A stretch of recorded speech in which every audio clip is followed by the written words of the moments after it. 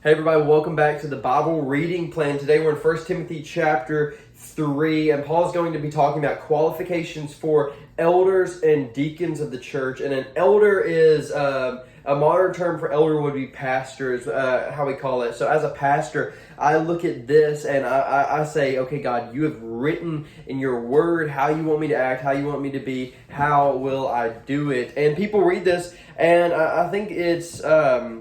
a lot of times we see falling out of pastors in church, and we have to remember that pastors are still people. They're still human beings like you. They mess up. It's just that they are held to a higher standard for sure, but there still should be mercy to pastors. So just because we're reading this doesn't mean when a pastor messes up or falls or sins or makes a mistake, you say, hey, it says in the word not to do that. I'm going to shame you. I'm going to put you down. I'm going to tear you apart because, it says not to sin in here, and we all do that as well. But yes, pastors are held to a higher standard, and we're over here at the board today because I have right here, it's 1 Timothy chapter 3, verses 2 through 7. It's the qualifications for a pastor. So I keep this up so I can look at this and remind myself of how I should live. And just highlighting some of those things, I see sober-minded and self-controlled as two of those things that I, as a pastor, should be, which maybe you wouldn't normally think.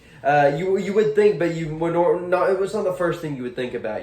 If you were to think of what are the qualifications for a pastor, and I go about my life often distracted. I've got so many things going on in my head, and it's hard for me to be sober-minded sometimes to think clearly. I like to indulge myself in not video games, but things on my phone, in books, in movies, just any sort of media that I can take in, or conversations or friendships. I just go too deep in things a lot of the time. I get pulled into all sorts of things. I get distracted really easily, and I read this and go, okay, I need to be sober-minded and self-control. I need to manage my household well. So what does that look like? I read this the other day, and I literally I got convicted. I just said, how am I not managing my household well? And I went and I cleaned a few rooms I picked up, and that's just a small way of how I can manage my household well. I think a broader sense is how I carry my family, how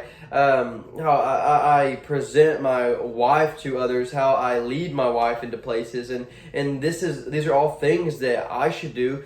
But also there's truth in here for you, whether you work in a church or not. You should read this and say, okay, am I self-controlled? Am I respectable? I as a Christian want to hold myself to that higher standard. I want to be above reproach to people. So when I spread the gospel, they say, okay, they don't say you've lied about everything, so I'm not going to believe that a guy rose from the dead because you told me, or you're always late to work, so now you're going to be untrustworthy and then try to tell me of this impossible thing that happened. I'm still going to not trust you.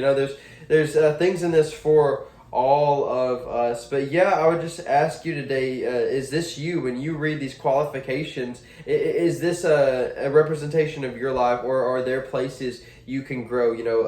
Are you a lover of money, or are you a drunkard? Are you violent, or are you gentle? Are you do you lead well? Are you self-controlled? Are you sober-minded and above reproach? But yeah, thank you for joining me in 1 Timothy chapter 3. I hope to see you tomorrow. Bye.